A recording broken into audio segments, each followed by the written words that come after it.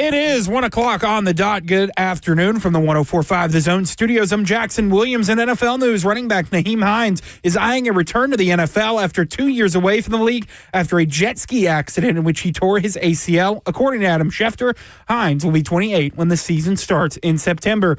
In NBA news, the Orlando Magic and star forward Paolo Banchero have agreed to terms on a max extension of his rookie contract for 5 years that can be worth up to $287 million. And in MLB news, the league announced today that outfielder O'Neal Cruz will participate in the Home Run Derby at All-Star Game weekend on July 14th. He joins Braves outfielder Ronald Acuna Jr., Mariners catcher Cal Raleigh, Nationals outfielder James Wood, and Twins outfielder Byron Buxton in this year's Derby. For all your foundation repair and waterproofing needs, you need to visit USSTN.com. Breaking news at once on your home for the Titans and Vols. This is 104.5 The Zone.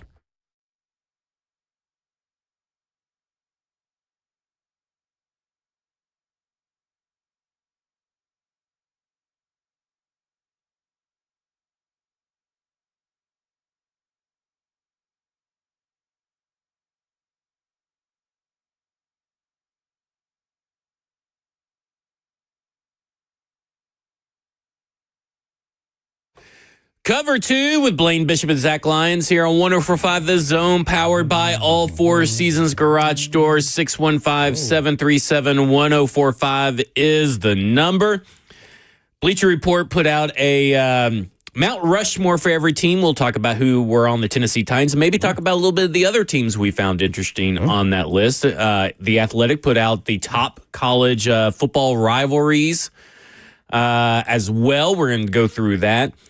But I got a little surprise for you. I sent you guys a text and saying, hey, I have a little hypothetical fun question for you guys. Something similar to the 1 man versus 100 gorillas. This came across my timeline last night, so Jackson, make sure that you are paying attention because I want your input on this. It was who would win in a race. Now, here's the race terms. You have to eat 1 hot dog, then you have to run 100 meters. Would it be Joey Chestnut or Usain Bolt? Who would win? So you would eat 1 hot dog, and then you would have to run 100 meters if you're going to go straight line is about the length of a football field. And if we're talking end zone, back of the end zone to back of the end zone almost. Who would it be? Would it be Joey Chestnut or Usain Bolt? Now, Joey Chestnut is 42 years old and about 230-something pounds. Usain Bolt, I think we all know, is one of the fastest men alive. But eating a hot dog is where it really comes into play because it's just 1 hot dog. And you obviously have to finish it. And I don't know if a normal person can make up enough time. I don't know if Usain Bolt can make up enough time after falling behind in the hot dog eating contest. I would think how quickly do after the hot dog eating? I have some stats. Oh, immediately? Oh, I think Usain Bolt without question. You think so? Yeah, because I think it takes a minute of a time to digest the actual hot dog, which will affect his runs. Literally. Yeah. I have some stats. Okay, what's your stats? So Joey Chestnut eats a hot dog in about 8.5 seconds. Yeah. I am going to compare Usain Bolt. He will be the average person because I'm assuming he is not a competitive hot dog eater, so he is more in the average category of hot dog eaters. Takes the average person to consume 1 hot dog with a bun in about a minute. So that's 52 seconds of head start time that Joey Chestnut gets over Usain Bolt. Yeah, so basically it takes the average person to eat a hot dog in a minute. Okay, so, or 50 seconds. Was it 50 seconds? It's about a minute. About a minute. So can Usain Bolt make up about, let's say, 52 seconds of time? Oh, so you're saying that they have to... They eat the hot dog and then go. But no, they're still racing it with eating the hot dog. Not while eating the hot dog. It's eat the hot dog. I didn't say not while. They are racing to eat the hot dog. That's the part I didn't get. I thought you just said eating a hot dog. Well, eating the hot dog, I could take, however long. 5 minutes. Sorry. No, they got to eat the hot dog. I still think that Usain Bolt, because guys eat hot dogs and hamburgers on the sideline. Watch the pro NFL players on the sideline during the preseason. Watch, well, at least we did. And then get up right and be like, that guy got hurt. You got to go in, Blaine. Uh-oh. So we got the F&M Bank chat is weighing in. We got Kenny Money says Bolt. So that he's a guy that, puts it out there. Mr. Keefe says that this, just because ESPN televises it, doesn't make competitive eating a sport. So what did Jackson say? Jackson said that he believes that Usain Bolt can't make up the time that it would take because Joey Chestnut eats a hot dog in like 8 seconds. Mm. So get out your timer, Jackson. But how long do you think it will take him to run 100 meters? Well, that's the thing. So let's do this. Jackson, do you got your timer out? Well, if he said that, he should have followed up on how fast he thought Mr. Chestnut would run the 100. Yeah, because I don't know how fast he could run a 40-yard dash, let alone that would be about 2.5 40-yard dashes he would have to run. So do you have your timer out? I do. Because this is what I've decided to do. I brought a hot dog. And I'm going to see how fast I can eat this hot dog. And Where did that hot dog come from?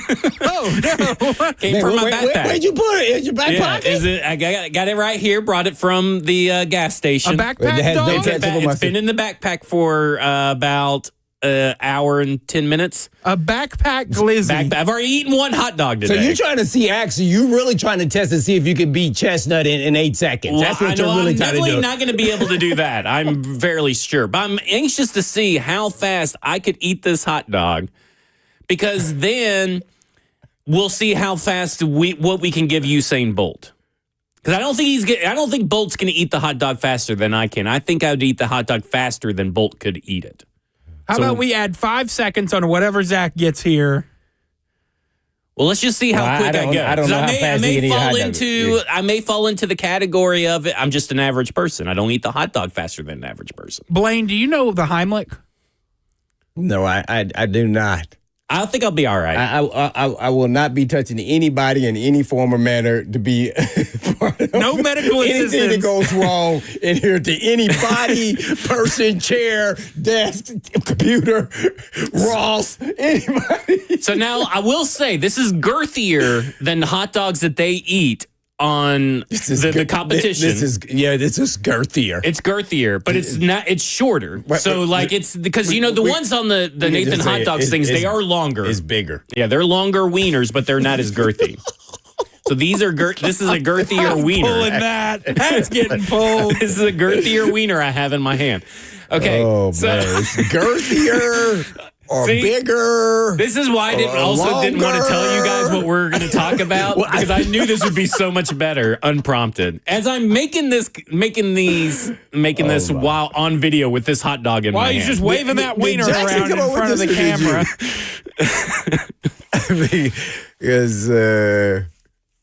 I will say this. Joey Chestnut, again, 42 years old. 200-something pounds. Now, he has to stay in shape a little bit, but he's probably not distancing. Going distance. Whoa. He's not going to be as in shape. What kind of shape are you talking about? His jaws? Or are we talking about running? Do you see his gut? I think he jogs a little bit. Did you see his gut? Well, yeah, that's just rough. He ain't running. He ain't running. No way, no how. That's where we need to stop this crazinness. Oh, he's in his shape. His jaws? He ain't jogging nowhere. He may be walking. Jackson, you think he running?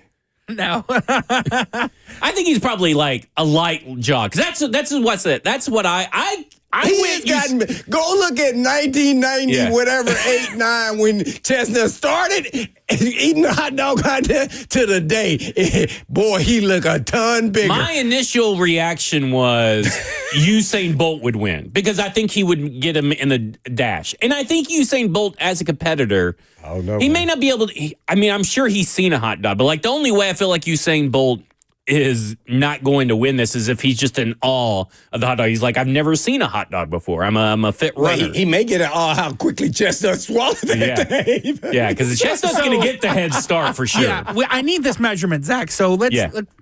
Okay, you ready? Okay, right. I'm going to turn off my microphone. You count me down. No, I'll keep go. the microphone on. I don't think anybody wants to hear me. I do. Or do you have water or anything? Yeah, I got water over here, Oh, but okay, I'm not going to dip it in it. Oh, okay. No, I'm going. Now, that is the thing. He's Should we do obviously this going during to the dip break and then kind of let you know, I so we think get that a good people feel? want to see it. Yeah, people Well, want I to see know, this on but I camera. mean, I don't know. We're going to just be silent while you're Well, eating? I mean, maybe we can get some commentary from you two. I mean, I'm sure you'll be laughing.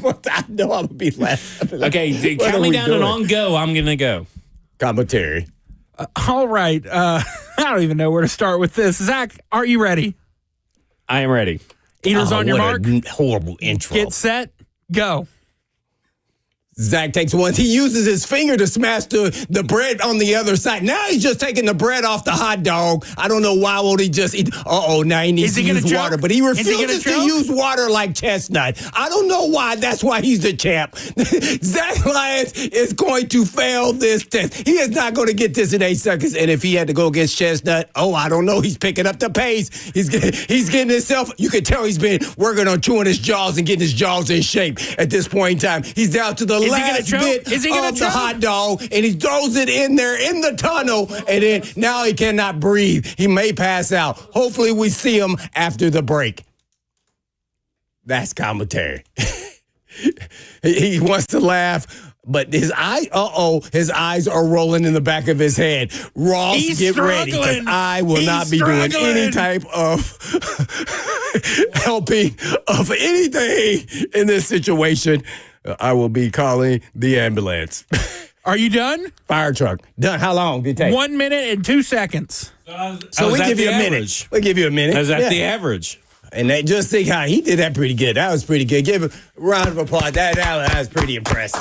I will say this.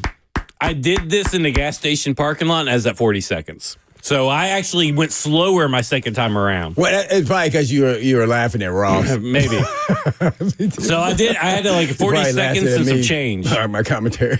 Yeah. So the average adult male can run the 100 meter in 15 to 20 seconds. Okay. So if Chestnut takes the 8.5 seconds plus the 15 to 20 seconds, and let's say he's at the average of about a minute for Usain Bolt to eat the hot dog, Joey Chestnut's going to be done. So you said how so fast? This is actually what I was timed at in the gas station. How fast did you say Usain Bolt run? I thought he ran a 9. No, this is the average adult male. Oh, but we're comparing him to. I'm saying the run. Chestnut for running. Right. What is the Bolt's? Let's say his average. I know he had the world record or whatever, but he's at 9 something. Yeah. So the thing is 9.58. If it takes Chestnut 8 seconds to finish one hot dog, so there's 8 seconds, and then it takes him, what'd you say, 15 to 20 seconds? Let's give him 25 seconds. So 25 seconds. He's done before he would have left me in the dust. No, he would have took off before you. Yeah, that's what I'm saying. He would have left me in the dust. He would have left me. Well, okay. Yeah. My left in the dust only requires talking about running. Yeah. So that don't mean you could have called him after you finished yours. Well, he'd probably be done by the time I'm done. Because it took me, my best time was 43 seconds. And by the time that he should finish, it would have already been 33 seconds. The whole thing. So how do we know when he would have finished the race? Well, we're using the average man. He's not average. Stop this madness. But we even added 5 seconds to the high end of the average 5 seconds. man. 1, 2, 3, 4, 5. He would have not gotten any faster there. There's no way. That guy is not in shape. He's in the worst shape I've ever seen. How long do you think it would take him to get? I don't know. That's why I said it's unpredictable. We can't use an average.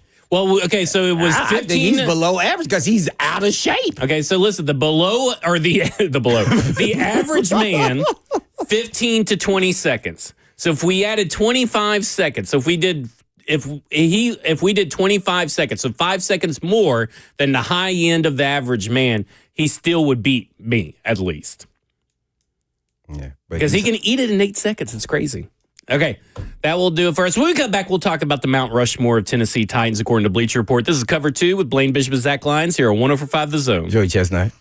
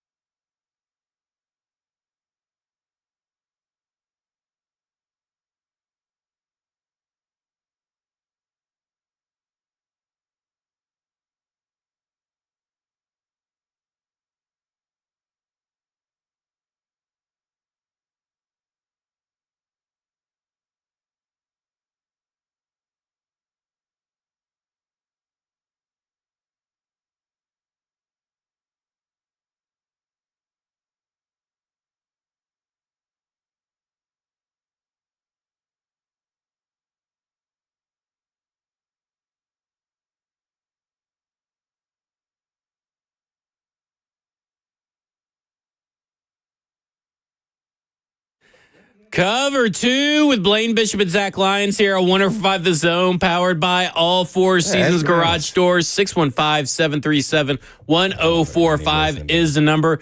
Okay, I know we were going to talk about Mount Rushmore. We're still going to get there, but we were talking during the break, me and Blaine were. And I think I'm going back to Usain Bolt. I was there for Joey Chestnut for a while to win this race, but I'm thinking the length of a football field that you have to run, he's definitely taking some breaks. He ain't going to be able to run that full stop. It would have to be a slight jog for him not to stop. So Usain Bolt's going to be able to make up the time. I just think he's going to be able to make up the time in the dash in that part. Oh, man, I don't know what to say, man. I don't even think it's going to be close, even regardless. I don't care how long it takes him. And then if it's a circle, like if you do the normal track. You think Bolt's going to lose? Chestnut. No, I just don't now. Because, here's what I'm thinking.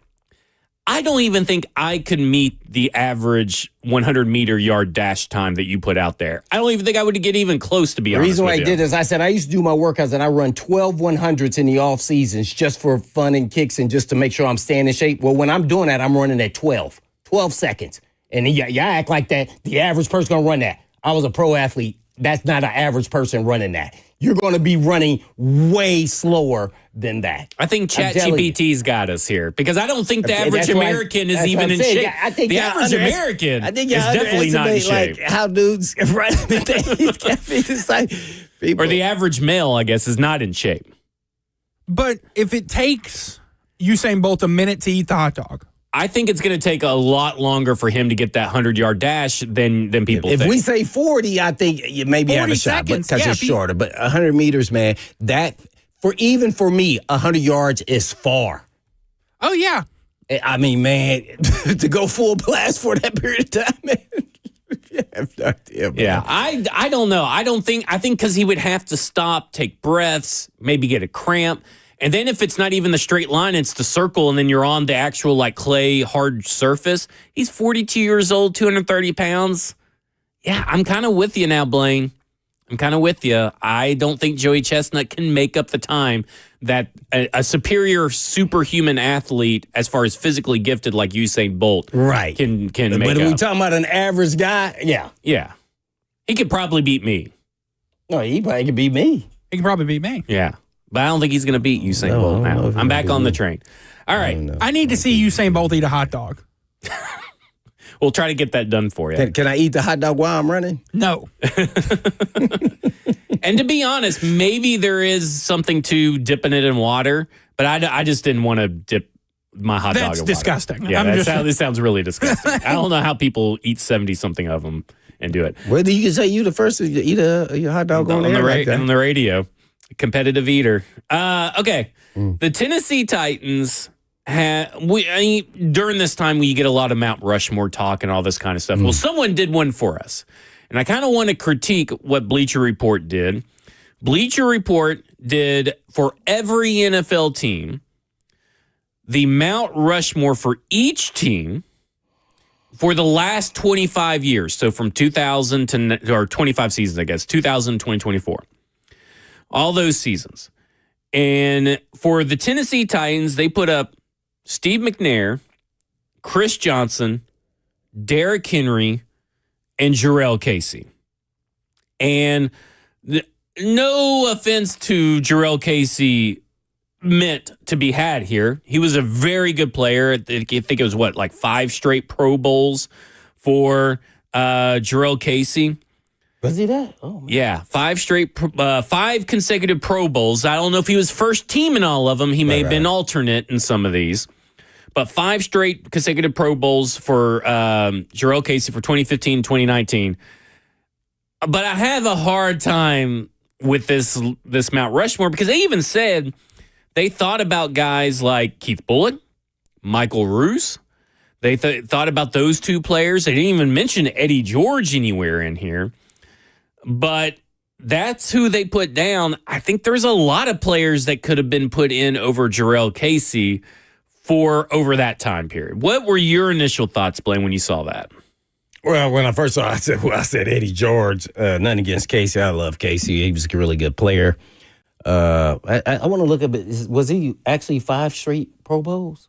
I didn't know he made that many. Mm-hmm. How many All Pros did he make?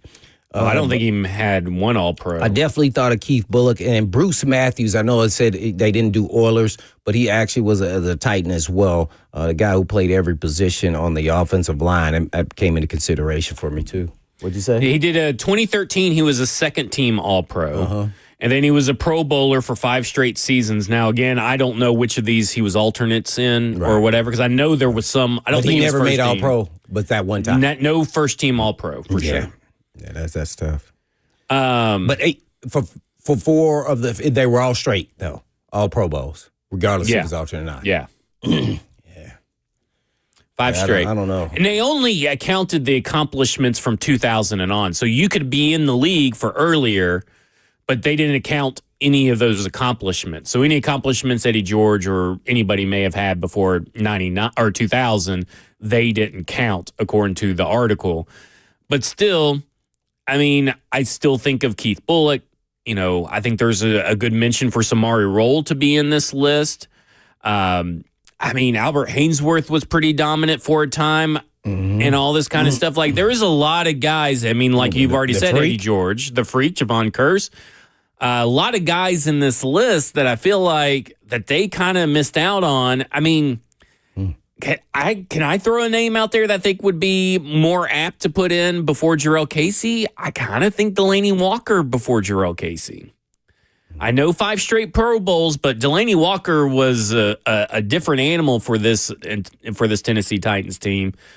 I think he should have been in consideration as well, at least. Well, we're going to do that, then we got to say Frank Wycheck, just because of that place for itself. I think Delaney exceeded his receiving yards, but he definitely had the top 5 play in NFL history. Yeah, so Frank Wycheck, that 2000 season, believe was a Pro Bowl season. So there's 1 Pro Bowl for him in that time. And then he had 4 straight seasons, including 2000, all the way 2 straight seasons of 600-plus yards.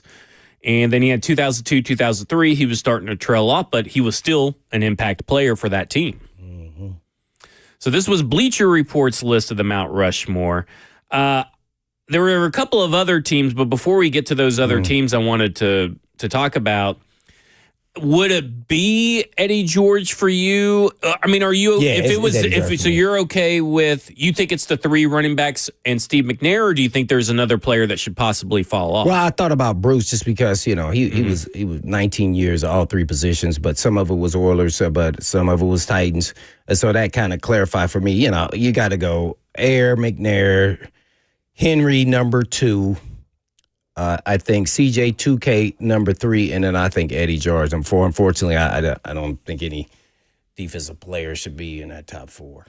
It's tough because there are, and listen, there are defensive players I even put in before Jarrell Casey, but I think that's the right 4. For like the best defensive player for 1 season was the Freak. 2 seasons, Albert Hainsworth, where they were phenomenal, MVP, defensive player of the year level type stuff, and Freak was rookie of the year.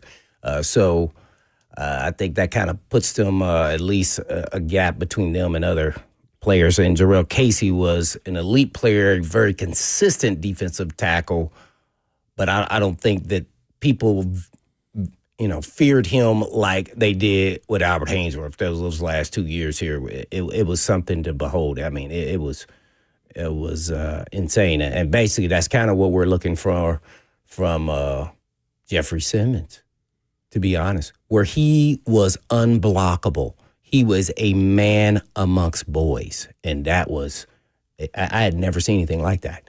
And Albert Hainsworth, those 2 years he was trying to get that contract. And I kept saying, well, that's why we shouldn't re-sign him, because if he played like this now, he's only chasing the money. You don't want those guys. He's going to go back to who he was when he gets the money. I've seen a lot of people say that CJ 2K was electric. There's never been a more electric player for the Tennessee Titans. Yeah, that is true, for sure. I've seen a lot of people, because this morning ESPN put out, the anonymous execs and coaching staffs where they rank their defensive tackles and they take the average, and that's the position they put him in. And Jeffrey Simmons was got the fourth highest average out of all of them. Not a glowing review in the analysis, by the way. It was really doesn't read like a guy that should have gotten fourth, but that's to its own thing. But because we're talking about the Mount Rushmore, I've seen a few people say that, Jeffrey Simmons is the best defensive tackle or the second best defensive tackle the Tennessee Titans have ever had. And it's in the conversation is Jarrell Casey. And I'm like, or is this just a victim of people being too young to remember the complete and utter dominance of Albert Haynesworth? Because I kind of feel like Albert Haynesworth, as far as Tennessee Titans go, is the defensive tackle of defensive tackles. Yeah, I don't see it any other way, Jackson. I mean, Jarrell Casey's right there. Right now, he's probably halfway through with his career, but I would have to have Jeffrey Simmons 3. Yeah. And that he can elevate to 2. I just don't know. I want to see a season like I saw Albert Haynesworth, at least one of those seasons. Albert did it twice, and that I haven't seen it. I was waiting to see that because he was going that trek to like that, and then all of a sudden he kept getting injured these last 2 or 3 years. Yeah, it's always been something. So I'm waiting to see that explosion of dominance where he is unblockable. And when you see it, and you're going to go, oh my, because he has the ability. It's there. There's no doubt about it. And I mean, it got so bad. Albert Haynesworth, there were 2 or 3 guys blocking him, and then that just opened it up for everybody else, Von den Bosch or Jones or whoever they had out there. It was weird. It was otherworldly. It was. That may be up there with some of the 2 best seasons that you've ever seen from a defensive tackle other than Aaron Donald. Yeah, I mean, he was just dominant. It was. I could not believe. There's only 2 times I've been amazed. Yeah. Albert Haynesworth, that season, that last season where he won Defensive Player of the Year. It was scary. Yeah. And then the other time was CJ2K. It was like you were in junior high, and I played running back in junior high and high school, where you knew he was getting the ball, and every time he touched it, you thought he could score. Right. In the NFL. Yeah. That is very rare. Very rare. Short-stinted, but very rare. And he was also forcing a pass game. Like, oh, he's going to score. He's also forcing the pass game too, right? Like the other, we were just talking, I was looking at how many players in a season for the Tennessee Titans have gotten 70-plus targets. And the last time there were 4+ players with 70-plus targets in a season was 2012, and Chris Johnson was one of those players. No, it was 2011, was 5, and Chris Johnson was one of the 5. And I was thinking, man, that's just a guy that didn't matter if it's the passing game, the running game, whatever. When he had the ball in his hands, pure electricity.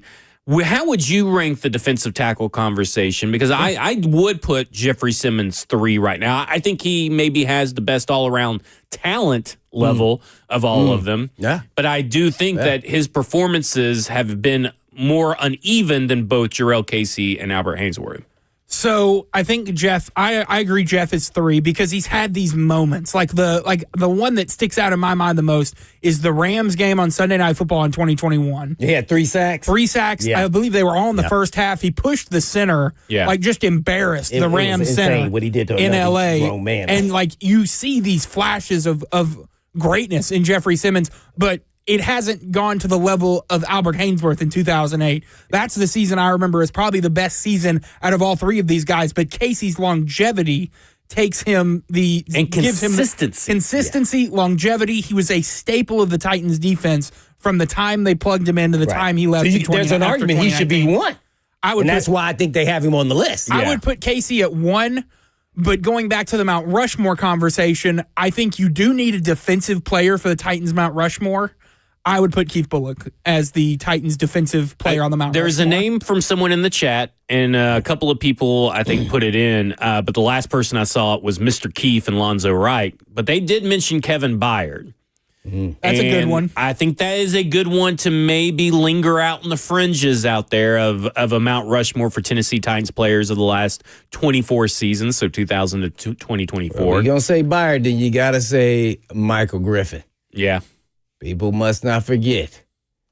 He was pretty good. So here is what they said about Jeffrey Simmons, just real quick, because it doesn't read like the fourth best defensive tackle. And this is what someone else wrote and what someone else said. You know, he's still dominant versus the run, but I didn't see the same pass rush explosion. Evaluators are trying to make sense of his lack of production last season. I would say he's had a lack of production last 2 seasons, but he had 5 sacks and 9 quarterback hits, the latter of which ranked next to last in the top 10 or honorable mention categories among players who played most or all of the season. Others kind of cut Simmons slack, noting that he's playing on a bad team and that morale gets low and it's hard to rush when you're always playing from behind, an NFL coordinator said. Still one of the most complete players. It just is like, it doesn't read like top 4 to me from their perspective, but it's the averages, right? So some guys maybe have him 2 or 3. Other guys may have him unranked, but just how the averages worked out because Quinnen Williams is behind him. And I think I would go Quinnen Williams over Jeffrey Simmons myself. But what do you think about the morale gets low and it's hard to rush when you always playing from behind? Well, first of all, I don't know what he actually means by that. Well, you explain that to me. Like, I don't know what that means. Like, an NFL coordinator said it, so your morale is low. I mean, that sounds like to me that he felt like it's hard to be motivated if you're an NFL player, and I don't believe that. That's why I asked you that. I don't think that's what he's saying. I don't think that's what he's saying. Okay. Now, y'all tell me. I'm going to tell you what I think he's saying. What do you think he's saying? That's how it came across to me, but I could definitely be wrong. And that's why I'm asking this question. Okay. I think he's saying in football world, when you get behind, because the team was behind a lot, then all they're doing is running the football, so you're not going to have the numbers that everybody else has had because if you are on a sorry team. Gotcha. That's how I view it. Okay. But see, in the normal world, that's exactly what he means. I get the second part. Like morale. But the morale gets It's low. almost like you saying he quit. Yeah, that's what it felt like. But we all know that's not true. I know that's not true, and that's like, but if that's the case, then why would you rank him high? Maybe this person didn't, but this was an NFL coordinator said this, and I'm thinking, does morale get? I mean, I understand morale gets low, but that's just a weird. That should just been excommunicated from the message, right? Yeah. We've talked about players who say too much, and the message gets lost because the true message is what you alluded to. It's hard to rush when you're always playing from behind. And case in point, like you said, I think that's what happened. It's what happens. And then they're running the football, so it's just that's why I asked, what does he really mean there? That's a really interesting way to word that. Because it's going to be taken out of context. I mean, people are going to think like he quit. There's nothing about Jeffrey Simmons says quit. Right, no time at any point in time. So no taking time off, nothing. I mean, the guy played through an injury, right? Yeah. I mean, that's what we were told. We don't know how the injury, how it was handled in the offseason. We still don't have the answer to that question. But I looked at that and I'm like, man, that to me was a bad portrait of what Jeffrey Simmons went through last year. The morale gets low thing is what I'm talking about. Yeah. Obviously, the stats weren't there. We've talked about that. We talked about how he is dominant versus the run, but we need to see more pass rush explosion. But this one thing we have maintained throughout this whole season, because a lot of people talked about quit. This team quit, or this team didn't put forth the effort or gave it 100%. I never saw that from Jeffrey Simmons. And I didn't really see that from any players, but like, that to me, I can't believe an NFL coordinator said that. And maybe he didn't mean it the way it came across in print, right? Maybe there was more to it, but the juicy part was the juicy part. Yeah. All right, when we come back, we'll talk about some of the other teams that were on here. I'll get Blaine's thoughts, Jackson's thoughts, and we want to get your thoughts. Since 2000, who would be on your Mount Rushmore for the Tennessee Titans? This is Cover 2 with Blaine Bishop and Zach Lyons here on 104.5 The Zone.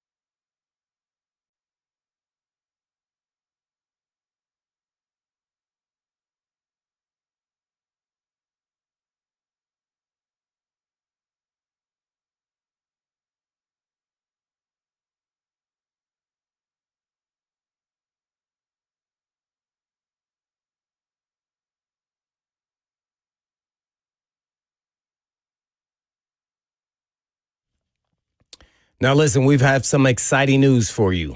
And for many of you who have lived here a long time, you already know Eurofix has been in Middle Tennessee area for your European car repair needs now for 26 years. We've all gotten to watch them grow. And I don't know about you, but I love watching a hometown business take off. Well, we're now proud to announce the 5th location in Mount Juliet for Eurofix on Mount Juliet Road, right across the street from Dairy Queen. And Eurofix can serve you in Franklin, Hundred Oaks, Murfreesboro, Belmead, and now Mount Juliet. So pretty cool getting to watch a small-town mechanic starting in the barn of a backyard of a single-wide trailer and now grow to 5 locations, repairing thousands of cars each month. And at Eurofix, you get a 3-year nationwide warranty and a free loaner car with every repair appointment. And all you have to do is just give them a call at 844-EUROFIX. That's right, 844-EUROFIX, or you can visit them online at myEurofix.com. That's myEurofix.com. But always don't blame it,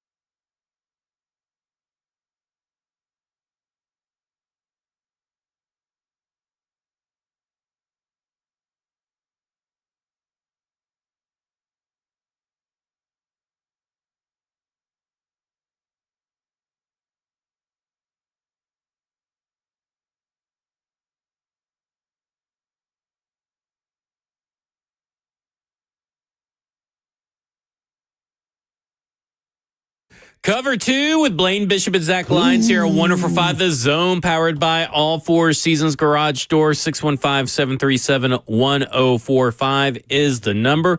We're talking about since 2000, Titans players you'd have on your Mount Rushmore, and we're going to go to Theo in Murfreesboro who wants to give his. Theo, you're on with Blaine and Zach. You good? You there, guys? We are there. All right, I want to go on for Mr. Monday Night Football, Keith Bullock up there. Yeah, I'm with you. Yeah, I think it's. Would you put who would be your other three? My other three, I'd probably have to say Steve McNair and Derek Mason. Okay, one more. Three more. All right, well, you got to go to the field goal kicker, too, Al Del Greco, Mr. Reliable. Where you got CJ2K on there? Oh, CJ, that's my number one, though. Okay. I'm just naming off the Air, CJ2K. Yeah. You said Henry? Would you say, Yeah, so give us your full four, your top four. My top four. All right. Derek Mason. Okay. Keith Bullock. Okay. Steve McNair. Okay. And CJ2K, right? Yeah, I say Chris Johnson. Okay, that sounds good. We appreciate it, Theo. Yeah, that's a good one. Yeah, that's a pretty good You got list. to put Mason on there. He's the all-time leading receiver in Titans history. Yeah. Yep. Got to put that one on there. It's just mainly because A.J. Brown got traded, but, If should, coulda, woulda. Yeah. But, Hey, it's all about what you got. Speaking of receivers, so I'm going through a couple of these lists on the Mount Rushmore, and this one kind of stuck out. And it was the Jacksonville Jaguars. They have defensive tackle John Henderson, who had 2 Pro Bowls, running back Maurice Jones-Drew, Brad Meester, the center, and running back Fred Taylor. And I don't really have any problem with Fred Taylor, Maurice Jones-Drew. I think I would probably put those guys there. Obviously, Tony Boselli is a Hall of Famer, but he only played 19 games in the 2000s. But Jimmy Smith not being on this list is egregious to me because Jimmy Smith, just so you guys know, starting in 2000, he was 31 years old, the 2000 season. He went to 2 Pro Bowls. He also got All-Pro votes for All-Pro Comeback Player of the Year. But listen to this, 1,200 yards in 2000, 31 years old. As 32, 1,373 yards. In 2002 at 33, 1,027 yards. 2003, he played 12 games, got 805 yards. But then he followed it up at 35 and 36 years old, 1,172 yards and 1,023 yards. 36 years old. I'm sorry, and Jimmy Smith needed to be in that Mount Rushmore. And that's crazy to me. Oh, well, I played against him. Jimmy Smith should be in the Hall of Fame. Yeah. So, I mean, you know the guys that are really good. I mean, we would double him. He was still getting, 100 yards a game. This guy is, I don't know if it's because he had the addiction, before when he was with the Cowboys initially, and then he revived his career, did really well with the Jaguars, and then at the end there. So this guy, really good dude, just had an addiction and just, but there's no way he's not on the list. So, yeah, Freddie T, MJD, John Henderson, no issues there. But those dudes, Boselli, Searcy, the offensive tackle, was really good. Nobody talks a lot about him. He was actually the blindside blocker for Mark Brunell. So they had an elite group on offense.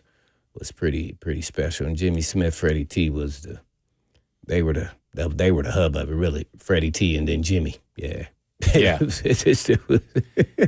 I mean, that Jimmy Smith, he was awesome. Yeah, he was awesome. I just can't believe that he wasn't on there. What he was able to do over the age of 30, those following years, all the way to 36, to stay relevant and still getting touchdowns too, by the way. I mean, we're talking seasons with 8 touchdowns, multiple seasons with 6 touchdowns.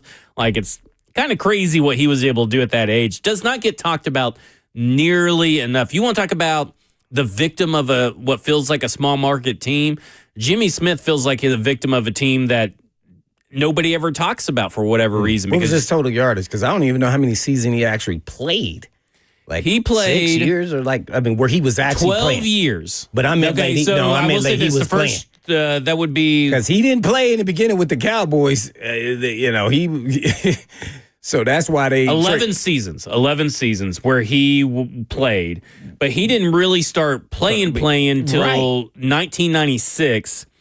And this is all Jacksonville. So 11 seasons with Jacksonville, but really became the guy in 1996, which would be 10 seasons. And since 1996, he had seasons of 1,000 yards for 1, 2, 3, 4, 5, 6, 7 seasons. The next 3 were 800, then 2 more. So he had 9 of those 10 seasons, he went over 1,000 yards. So again, I'm going to ask you, what is his total yardage? So his total yardage... This dude is over 10,000 yards. Yeah, in those 10 seasons, not including the 288 he got in his first season in Jacksonville. You just give me 1 second. This thing will cooperate with me. He had 11,999, just one shy of 12,000. Of course, he made over 12,000. I'm going to give you guys an assignment. Well, I'll give you an assignment. How many yards did Michael Irvin have? Oh, geez. Okay. And he got 3 rings. So I'm not saying he shouldn't be in the Super Bowl or, in the Hall of Fame, because naturally he won the Super Bowls. 11,904 throughout his entire career. And how many years did he play? 12 years. Okay, so he's got 3 rings, extra games, been in the playoffs and all that. Yeah. And he had 12,000, and Jimmy had 11,999. So he actually technically has more through 10 seasons. I'm eliminating a season. So he had more through 11 seasons than he had through 12. I'm just looking at, some guys that were somewhat in his era. I mean, I don't know. But that's why stats sometimes, naturally, they got 3 rings. So he was going to get in. I'm just saying that's how close he is to being he was an elite player, man. We had to really game plan for him, and that doesn't count. But the players who are playing and the coaches who are playing against them, they know what they had to do to stop them, or contain them. Let's say that. And you should go look and see how many yards he had against us. We had a lot of respect. Sometimes we were able to contain him. In some games, not. But man, we were doubling because guess what? I was the double guy. Matter of fact, I said I made sure I am that guy. Yeah. I want to be on the side where Jimmy is, and when we double him, I want to double him. There you go. The coaches made sure of that. Let's go to JB, who wants to give us his Rushmore. JB, you're on with Blaine and Zach. Yeah, I have my top 5. It's not going to be any order, but I'm going to go Steve, CJ, Javon Curse, Derrick Henry, and give me Craig Hendricks. Well, that was 4. That was 5. Right. Say those again. I got Steve, Eddie, Javon, Derrick Henry, and Craig Hendricks. All right, we're not going to be able to include Craig because you can only give us your top 4, but we'll take the other 4. Is that all right? Yep, Craigie. All right. I could say Baronis, Del Grekus, as far as special team guys, and let's not forget the latest one, Brett Kern. Yeah. He would be right up there. Kickers, punters, and running backs, the 3 most valuable positions, the 3 positions Tennessee Titans are known for. There you go. When we come back, I'm going to pull up, look at Jimmy Smith's games against Tennessee Titans, but we're also going to talk about some college football rivalry as well as ACC Media Days is coming up next week. This is Cover 2 with Blaine Bishop and Zach Lyons here on 105 The Zone.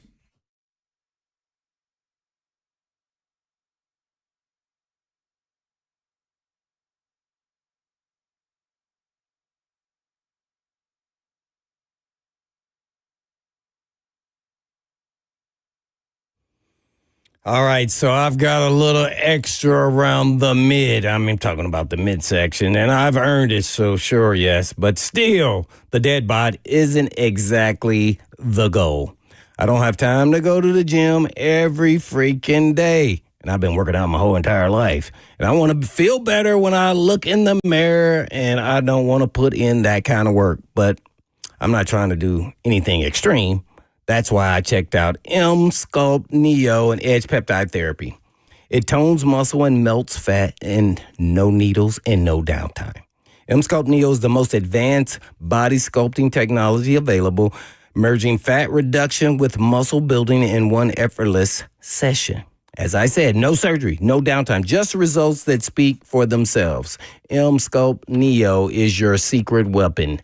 Building muscle and burning fat faster than traditional workouts alone. It's like doing, let's say, 30, 40, 50 sit-ups in 30 minutes without breaking a sweat. And all you have to do is just give them a call at 615-724-1878. That's 724-1878, and book in June, and you will get 2 free sessions. It's easy and it works. Give them a call, 615-724-1878.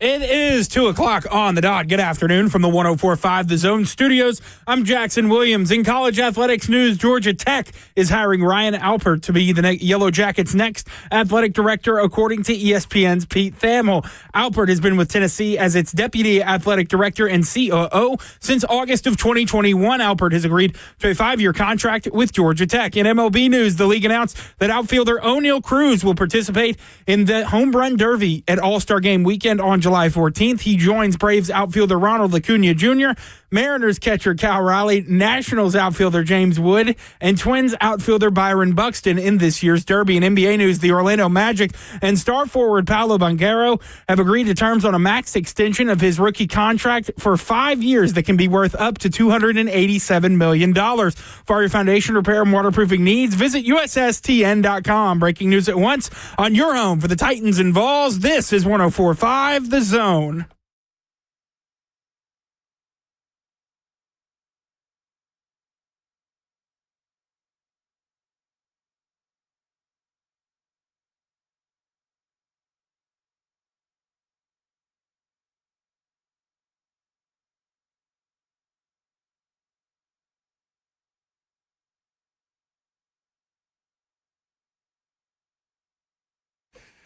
Cover 2 with Blaine Bishop and Zach Lyons here on 104.5 The Zone, powered by All Four Seasons Garage Doors. 615-737-1045 is the number. Just blacked out for a second, trying to remember the phone number here. We're talking about Mount Rushmore for the Tennessee Titans since 2000. But real quick, Blaine, I forgot to mention this at the top of the show because we were talking about, or I was eating a hot dog, I guess, at the time. Daughter got married at the stadium? Huge news. That was huge news last week. I can't believe that people actually cover that. But I do. It was this. You don't think that's worthy of covering? No, I don't think so. Do you? Why not? Because I think that's none of our business. And that is true. But when you become an owner, what are you to the world? I guess public figure. I guess. Absolutely. So then, hence, it is worthy to cover. What are your thoughts on that, Jackson? It looked cool. I can't hear you. What'd you say? It looked cool. It looked cool. Oh, yeah. Well, and also it was, done. Looked like a fun wedding. Yeah, it was in the stadium. Yeah, that's pretty cool. Yeah, it's pretty cool. I mean, it's a cool event, I'm sure, but I just don't care. It's not my marriage. I got my own marriage to worry about. But it was this. But if the WWE guy got wrestled, if he got married, you'd be all over that. Well, I mean, here's what I'm gonna say. I still have an open challenge out to Seth Rollins, who is yet to claim the open challenge because he was talking crap about Cam Ward and trying to, pump up Caleb Williams and all this stuff on Good Morning Football. So I wanted to. I challenged him. You challenged him. You did. I did, and he did. He has not responded yet. But speaking of challenges, we were told of a challenge yesterday on our show, Blaine, between Ross and Jackson on the new NCAA College Football 26 game. Yeah, how'd that go? We didn't end up playing last night. Jackson wussed out. He played till 4:30 in the morning. I did not play until 4:30 in the morning. And did not respond to Ross's claim invites on the... This is all so wrong. Well, give us your story because I was about to give a comment. I'm glad. Me and Ross rescheduled our game for tonight. We're going to play tonight. You said maybe tonight earlier. Whoa. Why'd you reschedule? You played all the way to 4 a.m. I did not play all the way to 4 a.m. I probably got off at like 1. That is not what you said. Okay. Did you? Here's what I'm taking from what you just said. I was practicing because before I play Ross, I got to make sure I'm on top of my game. Well, that's why you rescheduled. It just came out. We both wanted to get more of a feel for the game. Ross originally, I was down to play last night. Ross rescheduled. When Ross is not here to defend himself. Exactly. And he did say he played till like 3:45 in the morning. It's miraculously now that we're on air. Throwing things at my way. I don't know where this animosity came from during the break. Do I need to get your work wife Joseph in here to back me up on this? Let's not do that. Okay. Yeah, that's what I thought. Dang, so when you went to bed, I was just getting up like 4 o'clock. I didn't go to bed at 4. I mean, he was up late playing this game last night. And because I asked, how'd the game go when I saw Ross? And he goes, didn't play last night. I had a 3-hour. He was a little diplomatic about it. He said I had a 3-hour head start on Jackson. So we kind of felt it wasn't right. It was more of a 5-hour head start. Yeah. But I just was really looking forward to hearing the replay of the game. So are we for sure going to get this tomorrow? Hopefully. Doesn't really instill a lot of confidence. We have conflicting schedules. We'll see. You're not sounding like, really confident. I'm confident I'm going to whoop him. I don't know. It sounds like you need a lot of practice is what it sounds like to me. Where is Ross to defend himself? Yeah. Oh, and also this. So this game, how it goes, you could create a character, Blaine, create a player. And then that player kind of goes through, he plays high school football, you get little rating points or whatever. Then you get recruited and all this stuff. Cool. It's pretty cool. And you get recruited. Well, Jackson was telling me that by the time that this starts, it actually starts the 2026 football season. Oh. And that's when you go to college. And he went to college and chose University of Tennessee, and then they fired Josh Heupel right after he went over there. What? And guess who they hired? Shane Beamer. Shane Beamer is my head coach in college football 26. You don't like him, huh? We're rolling. I think he needs to play me. I'm the backup quarterback right now, and I need more playing time. We might have to flirt with the portal a little bit. Oh. But is this fortune telling by College Football 26? This is something like The Simpsons? Like they're predicting what's going to happen in the future? No, it's just like a arbitrary simulation. I love that call, though, The Simpsons. I mean, The Simpsons are known for that, for sure. Come on, man. I'm too far I think, Shane really pushed for the job because of my 5-star quarterback. And, he recruited me hard for South Carolina, and, he just followed me to Tennessee. He recruited me hard. I did get a letter from South Carolina and Shane Beamer. That's pretty funny. This game is absurd. It is absurd. Well, I'm laughing. It's not just that. It's just that other people are going to start talking in this lingo. Yeah. They play the game and like, I got recruited. But if you're just in passing, you could be like, did you hear Bert's story? You play on the high school team? Did you hear Bert's story today? No. So Bert is doing it too. He's playing it. He's the high school getting recruited or whatever, and I guess he's in college. And I guess in college you have these like choose your own adventures. You're presented with a scenario, and like you have 4 ways you can do it. And one of them was that he was asked to the college homecoming dance by a sorority girl. He's playing with his wife or his fiance or girlfriend. I'm really putting some labels on him that he doesn't want on that one. Playing with his girlfriend Cheyenne. Oh, and it was like, okay, you've been invited to go to the homecoming dance. You can either A, choose not to go, B, choose to go but go with her sister or sorority sister instead, or C, dump her and then do something else, and then D was something else. And so Cheyenne, his girlfriend, said, hey, you have to choose the one where you dump her and go with the sorority sister. And he does that. So this game, which is wild to me, this game, the repercussion of that is that he gets this notification saying that his ex-girlfriend, the original sorority sister, leaked his DMs and his private pictures and his recruitment status or something like that. My. Is that how it goes? I mean, get that? Like, what is this game? And you lose followers. You lose followers and all this stuff. Which hurts your NIL opportunities. That's why I said people are going to start talking like this. I'm like, hey, so you're getting recruited for real? I need to know. Hey, man, I may start watching these games, man. I may start playing. It's insanely deep. It's really like a deep experience. Yeah, it's like it's real. Yeah. I mean, technically, that is what probably happened, right? Yeah. Because, of course, with Carson Beck, I guess it leaked, and he still got paid all that money. Mm-hmm. You also, you get to do a hat ceremony. So, I had my top 3 was Georgia, Tennessee, and LSU, and I got to throw the Georgia hat off the table and put the Tennessee one on. Look how excited he is talking about that. I mean, he smiled from ear to ear. Tell him your favorite part, and watch how glowing his face gets when he talks about it. What's my favorite part? The running through the power tee. Oh, yeah, you get to run through the power tee in a first-person camera. It's really sick. Oh, when you sign, then you go there? When you play your first game, you're you run out of the locker room, out of the tunnel, through the tee. It's pretty cool. Oh, and it's a first person view. So with that being said, is there a time that Tennessee has let the general public run through the tee or let different groups of students run through the tee before the team? No, not that I know Never. of. I would have taken the opportunity if it was there during that time. That sounds like that'd be that. You know what? They should charge people and see if they want to run through the tee. Then you charge them and give it to the NIL. Right. Oh, man, that's so good. They should do it before the orange and white game. They should do it before every game. Why limit yourself to make money? Then you lose the pageantry.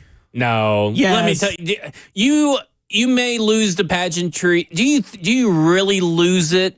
Because there's going to be people that buy it. And it's just a chance to run out. It's not like you have to make a big to-do that they're the ones running out, but they just get to run out before the team. You think there's going to be some liability issues with that? Well, you got to make sure that you give them some space, because if there's anything I've learned through our Joey Chestnut, Usain Bolt conversations, that they're going to get ran over. There's not a lot of space. Well, I would hold the players back, but I meant if you do a whole bunch of fans, sometimes they get run out there and they don't realize that, hey, man, this is a pretty long run. Then they start running out of gas and start leaning forward, falling down. Then that domino happens. See, that would be a great YouTube video. Because their excitement and the adrenaline wears off around the 30-yard line and they're out of gas. Apparently, over on Twitch, over on the F&M Bank chat on Twitch, Twitter, YouTube, Facebook Live, USC actually does this, apparently. You can pay to run out at the Coliseum. So, I mean, there you go. Your precedent is set. It's already there for you. Oh, yeah, because USC beat you guys to the punch. I think that they should do it. I mean, we were talking about QR codes at some point last year from, remember, Oklahoma City, or was it Oklahoma State? Oklahoma was State putting out the QR codes, helmets. back of the helmets, bags, and all that kind of stuff. Might as well take the opportunity while you can. I would do it for either one game a year, the orange and white game. Not every game. Would you do it but charge a lot of money for it? Would you do it as an auction style? I wonder if you should do it as I don't know if you could do it that way because, like, it's just going to look kind of stupid if one person's running out of the tee. Yeah. Or, like, 5 people. Yeah. True. I don't know.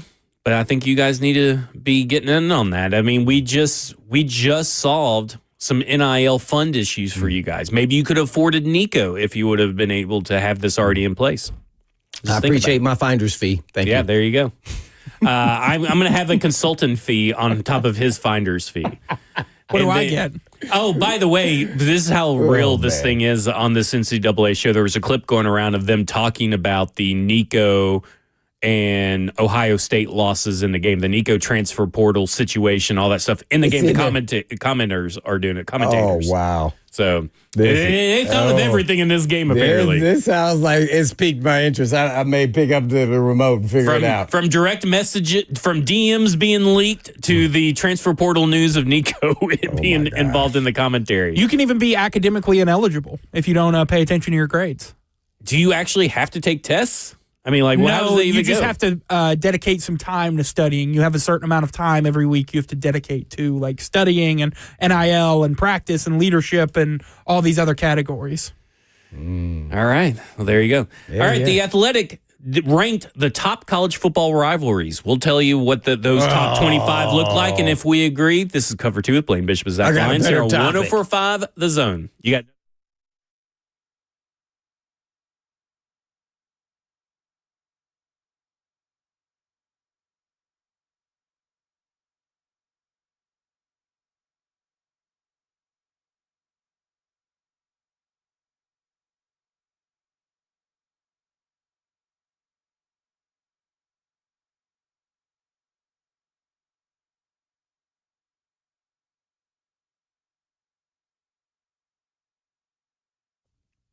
Hey, folks, you know I've been talking about Tennessee Orthopedic Alliance for years because they're the leading experts in sports medicine and performance and the team physician for the NFL, college, and high school athletics across Tennessee.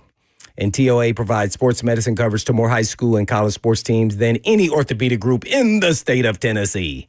They have 29 locations throughout the state and over 100 physicians throughout Middle and East Tennessee to take care of all your musculoskeletal needs.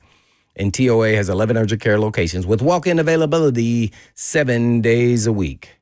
They offer direct access to sports medicine and performance, physical therapy, and nutrition. Personalized rehabilitation plans to enhance mobility, reduce pain, and improve overall physical function for patients recovering from injuries or surgeries.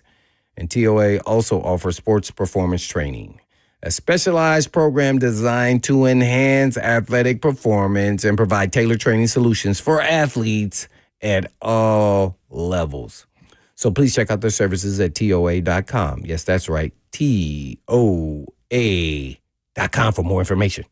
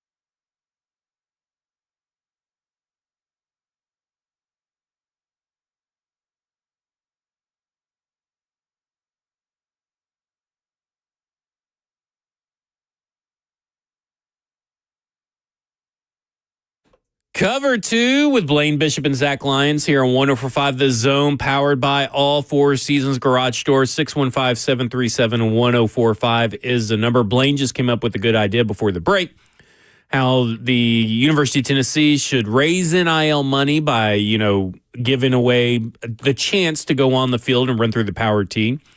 Seth Rawling, not to be confused with my nemesis Seth Rollins, but Seth Rawling on Twitter said, I've ran through the tee. Mm-hmm. My uncle works in fundraising, and running through the tee was a reward for meeting goals. He couldn't make it, so he asked me to take his place.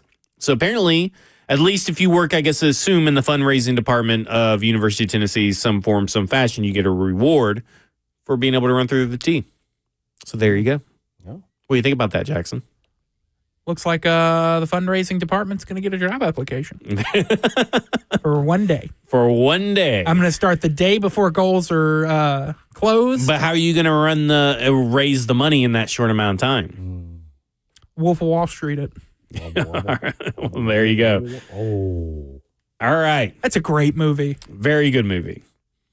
Okay, so going back to the Athletic, Scott Dorcherman has listed the top college football rivalries.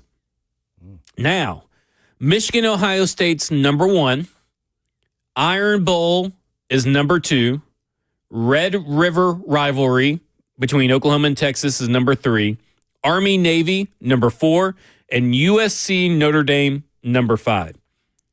I don't really have a lot of contention there. What do you think about that top 5 list? No, I thought I know we didn't have it as a topic, but we kind of mentioned this a couple weeks ago. Yeah, because we were talking about we were talking about the number 1, and I was saying it was Ohio State, Michigan. Yeah, and I said Iron Bowl. I think a lot of people were going SEC type. Yeah, so it looks like Alabama, Tennessee, Florida, Tennessee. Florida, Georgia is what I would put, where I would put Florida. Alabama, Tennessee, Georgia is a big time rivalry? No, Florida, Georgia. Oh, gotcha. Yeah. Surprisingly enough, Alabama, Tennessee made it to 11. Okay. And I'm a little surprised by that. Maybe it's more of a recency bias kind of feel to it. It's a historical bias, if anything. I mean, this is one of the longest standing rivalries in the SEC, just because Alabama had that 15-year dominance, like You said it, not me. Hey, Tennessee was terrible from 2008 to 2021. It was bad. It was real bad, bud. So, yeah, obviously the rivalry wasn't as big in the early mid-2000s to the early 2020s, but it's kind of back now, and it's always been a big rivalry in the past. It's just kind of where a lot of people, maybe the current demographic of college football watchers haven't seen the greatest points of this rivalry. Are you surprised if I'm about to tell you guys this, because this is something I just noticed, because I figured it'd be on the list. I'm a little surprised that Florida versus Tennessee is not on here, but Auburn, Georgia is. Is anybody else a little surprised by that? Because Auburn, Georgia comes in at number 17 over Kansas and Missouri, Harvard and Yale, Washington, Oregon, over Washington and Oregon. Then Iowa, Wisconsin, Ole Miss, and Mississippi State came in at 23. What was Texas, the Red River rivalry? They were on there, right? They were number 3. 3, okay. So I would say that, depending on your biases or whatever, that the top 3, Michigan, Ohio State, Auburn, Alabama, and the Oklahoma, Texas, I would say that should be the top 3 in everybody's objective analysis in some order of the top 3 rivalries in college football. Yeah, I would agree with that. Jack, you got it. Yeah. SEC well represented in this. Because they got, like I said, now they have the Oklahoma-Texas rivalry. They obviously had Iron Bowl at number 2. Then you go down, and then you have Florida going up against Florida State in that rivalry. Is Notre Dame USC on there? It is number 5. So Army-Navy got in over USC and Notre Dame. And I think I would lean USC Notre Dame over Army-Navy just because it is a objectively better football game. But it's the spectacle. But it's the spectacle of the Army-Navy that really gets it going. Yeah, definitely been to the Army-Navy games. But, I would put USC ahead of it. But I get what you're talking about, the spectacle of two military schools. Yeah. Which is also probably why Tennessee, Alabama's ranked at 11th. Because of the name, the third Saturday in October, and all that kind of stuff. And, you have the images of 2022, still very fresh in people's minds. Yeah, I could see that. But yeah, just any other thoughts on the college football rivalry or anything? It was kind of a quick little thing. Because I know sometimes people, get up in arms about their particular rivalry and stuff like that. But, I think objectively that's a good top 5. And I really don't have any real beef with any of these, except for maybe, I think, Clemson, South Carolina being at 24 and Ole Miss and Mississippi State at 23. I feel like both of those should be a little bit higher up on the list. Who's 10? 10 is Minnesota, Wisconsin. Okay, I'd probably put Tennessee, Alabama over Minnesota, Wisconsin. Yeah. I would sneak Tennessee into the top 10. No way. Do you all even know what the Minnesota-Wisconsin rivalry is called? No. No, what's called? And I'm from the Midwest. I'm just asking you guys. I have no idea. That's why I say no, if it don't have a name. One thing I'm disappointed in, and you guys, this was really over history, but since they've been the two dominant teams in the SEC over, let's say, the last, decade or two, Georgia, Alabama. Yeah, that one didn't make the list. See, and I think now over the last, you could say maybe 20 years. I don't know, since Saban's been there. So Georgia, Georgia, Alabama.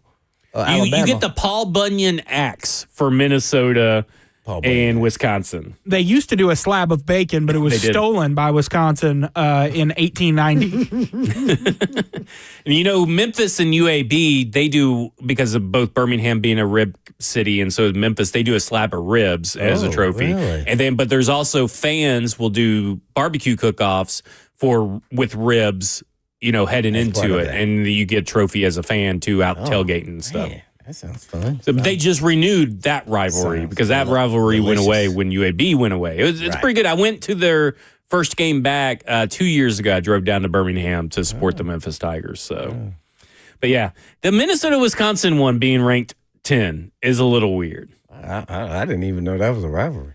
I'm not even gonna lie. I feel like if you're going to be in the top 10, your rivalry should be very well known and well respected. Because to me, the Minnesota-Wisconsin, right now, their overall meeting is 63, 63, and 8. So they have 8 ties on there. Out of the 134 meetings, they're dead even pretty much. But what's interesting is that Wisconsin has won 14 straight meetings from 2004 to 2017. And before the Gophers finally beat the Badgers in their 2018 matchup. So it ended the longest losing streak for either team in the history of the rivalry. But it just, I don't know. Maybe I just don't get this whole Minnesota-Wisconsin thing. Maybe it's just because of the area and geographical location that we live in. But I feel like I don't even know if any college football fan would be able to put that in the top 10. I don't remember that one. Yeah. I've never even heard of that. I'm naming the schools when I was growing up, like in high school, that I was watching. USC, Notre Dame, just all the different ones. Because all the Florida rivalries back in the early or the 90s and all that kind of stuff. Yeah. Those were always the ones. Yeah. Miami, Florida State, obviously, is one of the big ones. Yep. Florida versus Florida State's always big. I'm still a little surprised. Florida, Georgia, but I'm still a little surprised Florida, Tennessee couldn't even cut it up. What do you got, Jackson? Florida, Tennessee is a newer-ish rivalry. How new is it, I guess? 90s is when it really picked up steam. That's still a long time. Spurrier.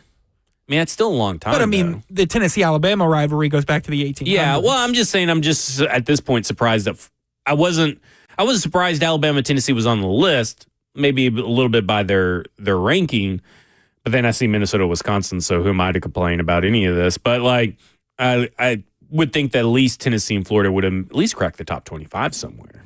I would have thought. I saw we had a call with Rick. What was Rick wanting? Oh. Ross? Nothing. He didn't want anything? His phone line drops. His what?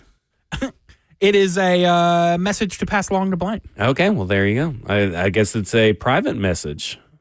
So there you go. Something to look forward to for you, Blaine. You get this private message from Rick later. Ross, did I see Ross walk in? Ross is here. Ross, just real quick, can you tell me, come over to the mic, and tell me what time did Jackson tell us that he quit playing the video game? Oh. Jackson said, I believe 3:45 he got off and was in bed by 4. Thank you. They're conspiring against me. He was just, exaggerating his story to make it sound believable. Also, Ross, let's talk about this game. You rescheduled our matchup, correct? I believe we both decided on that. Exactly. They are calling me a coward. Well, he's going to lose. He knows that, but... There you go. We better have this game handled tonight, and we better have reports tomorrow. I want to see a picture of final score at the end. Yeah. We need some documentation going through. We want to see the box score, maybe some stats. We want a full write-up about this game. I'll put it in ChatGPT. You guys better deliver on this game. I don't know, man. Jackson looks like he's scared. I'm not scared. I mean, he doesn't even look very thrilled that this game's on the horizon. You gotta look confident. You don't look confident. I'm very confident. See, you see how that sounds? I'm very confident. No, I'm very confident. I'm gonna take him down. There's no doubt. See the difference? We got up your crap talking game here. Never mind. All right. Jackson says he's going to let all his actions do the talking. He is. Joey Aguilar, 6 touchdowns tonight. Oh, there you go. He just say Joe Aguilar? Joey Aguilar is going to throw 6 touchdowns against Ross. Now, Ross, who are you playing with? TBD, maybe Ball State. In honor of the great Blaine Bishop. What? Did you hear? He's going to play Ball State versus University of Tennessee. That's how confident he is. Yeah, that's pretty confident. I would like to have my touchdown. I don't know if I'd do that. I'd like to up it to 8 touchdowns now. He's trying to make it a fair playing field or something here with you. No, I'll probably use Bama or Florida. Who's he going to play with? Bama or Florida? Florida, okay. There you go. Blaine, shifting to actual real football, not to say college football 26 isn't real football, but to switch to some real football. The Tennessee Titans, I read the stat yesterday about the 67% of their blitzes not getting pressures of some sort, according to Warren Sharp. Oh, yeah. But there was something else that he talked about, because we've been talking about what does building the offense around Cam Ward actually look like. We've heard people say it. We've heard the coaches talk about how there's been also, Cam Ward also said there's overlap between what the Tennessee Titans do and what our college system, or what we did at the University of Miami. A lot of the same routes or same concepts and stuff like that transfer over. And Warren Sharp was talking about the easy button for rookie quarterbacks.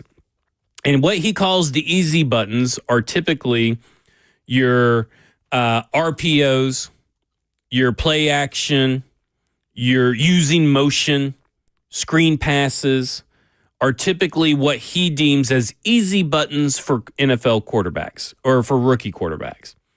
Now, obviously, nothing is really easy in the NFL, but I did find it interesting because he said, but will the Tennessee Titans use the easy buttons? Because with Joe Burrow, they didn't, and they still don't.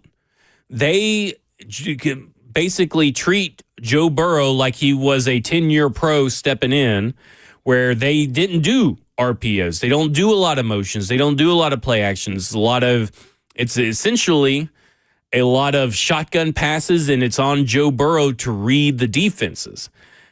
And the Tennessee Titans, to be honest, don't run a lot of RPOs last year. They ran 5.5% of their dropbacks were RPOs. One of the lower end of the league, not the lowest, but lower end. So they're a team that kind of doesn't do RPOs. But Cam Ward at Miami really didn't do a lot of RPOs either. So I guess to me, the question becomes whether it's RPOs, motion, play action, screen passes, whatever you may deem an easy button. My question then becomes, do you do the easy buttons because he is a rookie quarterback? But when he did them in Miami, he was okay and fine without those easy button passes. He led the draft class with 11.2 yards per attempt without those easy buttons, easy button plays in Miami. So it's not like he definitely needs them, but Miami and college football is way different than the NFL. So what do you think if you're crafting an offense around you it? That's a tough one because we really don't know what actually is easy to him at this point in time. I mean, we can go back. You keep, people are going back and saying Joe Burrow. First and foremost, Callahan wasn't calling the plays, so we don't know what his part in it. Sometimes you say, oh, well, he was part of the game plan. I don't know that. The head coach could have been putting the game plan together, and he was just passing it along. Right. I have no idea, and he decided to do it that way because of what Burrow showed from all their practices and felt confident about it, and that's what he was most comfortable with. And another thing is they had, big-time weapon. I mean, so, they even chose to go with a, chase over an offensive lineman, which they actually needed. They liable to be slowly killing Joe Burrow, to be honest, with the way they're going about their business. Have you seen that clip of he won, quarterback, the new season of quarterback came out on Netflix talking about Joe Burrow. I haven't watched it, but their clip came out today, and it's against the Tennessee Titans. That game last year against Tennessee Titans where they won 37-27. The Bengals did. And he's coming off the field. He's cussing up a storm. Do we have that clip fully edited? Because I know there was a lot of – he's going to get the clip. But it's another thing about Joe Burrow that makes me is like, this dude gets it. He gets football. Because they have 8 false starts in this game, and he's pissed. Even though they won by 10 points, scored 37 points, he's pissed by the performance of his team looking like crap. Here's what Joe Burrow had to say. The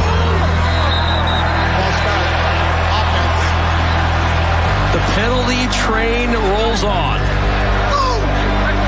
What are we doing, man? Wake the up! F***ing mental mistakes all f***ing day.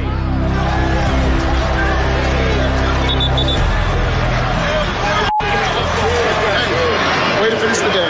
That's a great drive to finish it. I know it's a frustrating, Embarrassing performance by us. Embarrassing. Listen, we'll address it. But at the same time, let's enjoy some wins. We sucked today. That was embarrassing. Okay. We jumped off sides 8 times. I know that. I'm gonna play our defense. Sometimes I walk into an emotional moment. And to me, I'm like, that's a competitor, right? That's the same thing Tom Brady would do, right? I mean, those are the competitors you kind of want on your team, and I'm anxious to see if that's what Cam Ward's, maybe not. He doesn't have to be the guy that goes crazy and cusses, but like, hey, even in a 10-point win where our team scores 37 points, 8 false starts isn't enough. Getting hit in the game isn't enough to say that we are really good and where we need to be. Well, yeah, I mean, he first and foremost, he knows that they were going to win that game anyway, but he understands and against the really good teams, they can't make those kind of mistakes, and that's what's pissing him off. And it's on his side of the ball, so he has control in running his offense, and that's a product of him, and that's kind of how he looks at it. Even though that's why the coach says we're going to get it handled. I mean, we're going to let the coaches handle those guys. All we can do is what we're supposed to do. Yeah, being a head coach, so obviously he's over everybody, but they know they can't win like that. So he was a little perturbed, and sometimes, and he wasn't like he was talking to somebody directly. It was like he was talking out loud where everybody could hear him, and that's kind of sometimes how you're supposed to address things because it's multiple people, even if it's just one guy. That way he's not isolated, and you're all up in somebody's face. Don't nobody want. We're all grown men out here. I understand that I'm up here making mistakes. I can't keep making them. If not, I won't be out here. They'll have to put somebody else out there.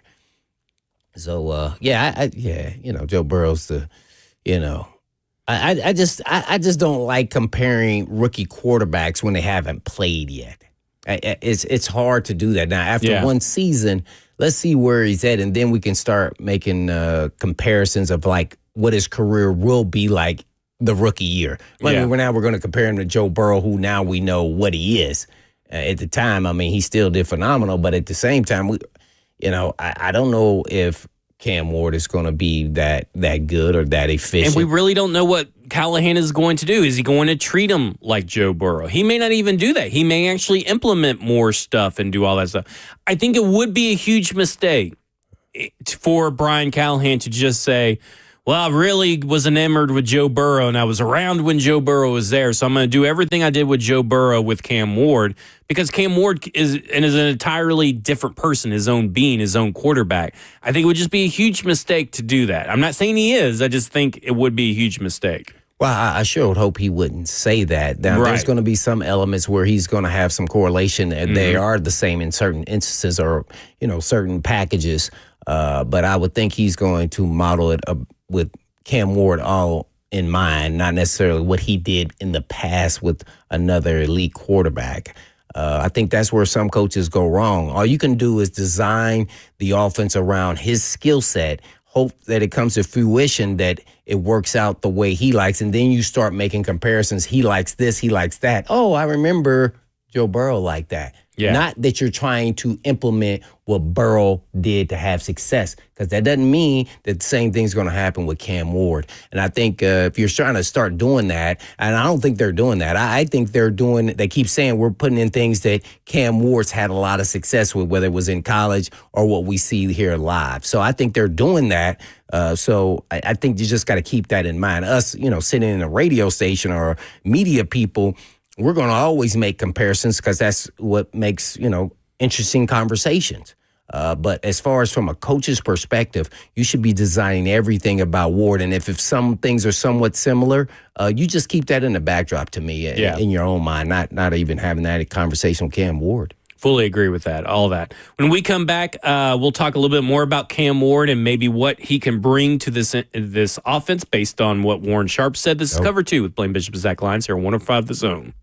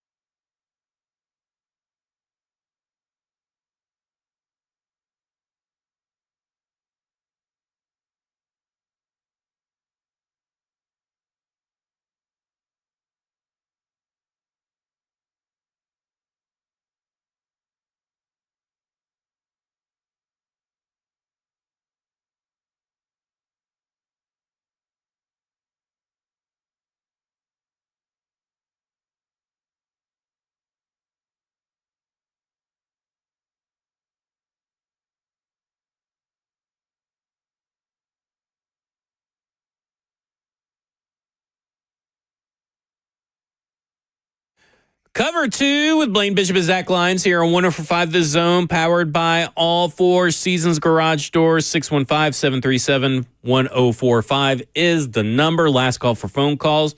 Just real quick, it was just announced who Tennessee is sending, which players Tennessee is sending to 2025 SEC Media Days. They're sending tight end Miles Kitselman, linebacker Boo Carter, and defensive lineman Bryson Eason, of course, along with the head coach. They will be the players available at SEC Media Days. An exciting list, Blaine, in your opinion? Well, Boo Carter's not a linebacker. That's what they have him listed here. Isn't he the defensive back? That's the nickel play wide receiver. No, I might get him confused. Well, he's the star, I guess, is what you call it. But, I mean, they have him here on GoVols247.com as a linebacker. Maybe I'm getting confused. I don't know. But that is the star guy, right? Or no? That's what they say. Boo Carter, the star? From Smyrna, Tennessee. Yeah, he's from Smyrna. Yeah, they have him listed linebacker. As a linebacker? Isn't he the guy going both ways? No, he's a safety and receiver. Oh, yeah, well, hey, talk to safety and receiver, Patrick right? Brown. Yeah, he's the guy's going both ways. Yeah. Patrick Brown over at GoVols. Are you sure that's not Arion Carter? Are they two different people? Yes. Then yes, I am talking about Arion Carter. Arion Carter is a linebacker. But Boo he's Carter, also from Smyrna. Maybe I had their high schools confused. So who is it? It's Arion Carter. So Boo Carter's from Chattanooga. That is a my bad right there. I saw Carter and just thought Boo Carter. Oh. So that's my bad. Yeah, that's the guy's going both ways. There you go. That's what I thought. But I mean, I was just reading what they said. Maybe I should have just read exactly what they wrote instead of just making assumptions. But either way, thoughts on no quarterback being available?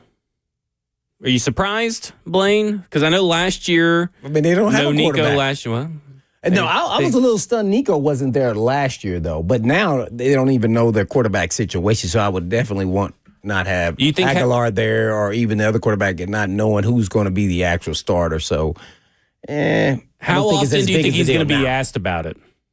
I don't know if he's going to be asked now because they don't know. I mean, it's pretty obvious they don't know. Now, last year I thought Nico should have been there. Yeah, I really did. Well, not asked about the quarterbacks not being there, but asked about who is the starting quarterback. Oh, yeah, they're going to get asked that. Yeah. And they're not going to have the answer. Yeah. I'm going to be very curious to see how they answer it and everything like that. I mean, because typically you have the guys who are the voices of the team, the middle linebacker, the quarterback. That's right. Scoop Richardson's correcting us all. Boo's from Chattanooga. I said that. Did you say that? I corrected myself after I said Smyrna. Boo is from Chattanooga. Arion is from knew Smyrna. that. I knew that Boo was from Chattanooga. Well, it doesn't matter. We just got to get the name right. Yeah, we didn't get that either. But are you surprised at all? No quarterback going down? I'm not. No, there's a quarterback battle going on. Even if you've already decided your quarterback, if there's the image of a quarterback battle, that if you send one to SEC Media Days, you're telling your hand. Mm-hmm. But, yeah, I'm not surprised. I mean, Joey Aguilar's been on campus, 2 months now? Why would he be at SEC Media Days? And George McIntyre's only been like a competitor for the starting job for 3 months now. So, I mean, there's not a quarterback to send. How good is this tight end? Because that's kind of interesting when he had a really good year last year. The offense, not a tight end type offense, but I mean, if he's elite, then yes. But is he supposed to be really good this year? I know the Vanderbilt kid is the number one tight end in the country, isn't he? He is one of the most established offensive players for Tennessee. Had a really solid season at tight end last year for Tennessee, and is a leader on the offense, especially with the absence of a starting quarterback right now. Miles Kitselman makes a ton of sense because Mike Matthews, who is projecting to be your best receiver, is a young player who didn't play that much last year.